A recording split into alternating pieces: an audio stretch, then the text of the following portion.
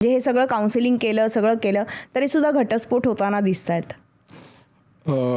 बघा, हा काळ आहे ना जो फास्ट आहे आणि मटेरियलिस्टिक गोष्टींकडे थोडंसं मुलामुलींचं हे जास्त कल आहे. होतं. बरोबर. आणि त्यांचं कसं होतं की कॉर्पोरेट लाईफ जसं शहरांमध्ये आता आपण मुंबई, पुणे, नाशिक यासारख्या शहरांमध्ये कॉर्पोरेट लाईफ वाढले, त्यांच्यावरचे घटस्फोटांचं हे प्रमाण आहे म्हणजे की त्यांच्यावरती रिस्पॉन्सिबिलिटीज वाढलेत मुलांवरती, की चांगले शिकलेले आहेत तर त्यांचे जॉब चांगले असतील आणि जॉब चांगले असतील त्यांना उत्पन्न चांगले असतील, उत्पन्न वगैरे चांगले असतील तर त्यानुसार त्यांना कामं पण करावी लागतात, रिस्पॉन्सिबिलिटी शोल्डर करावे लागतात.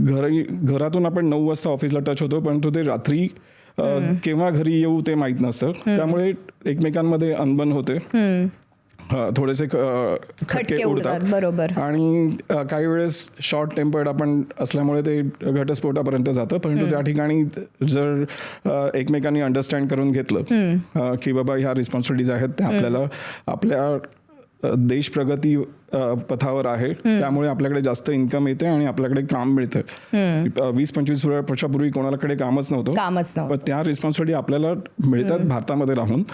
तर आपण अंडरस्टँड केलं तर दोघांनी मिळून आपण खूप चांगला प्रोग्रेस करू शकतो आणि आउटपुट जितकं चांगलं देऊ तिथं त्याप्रमाणे आपल्या देशाचा पण प्रोग्रेस होऊ शकतो. बरोबर.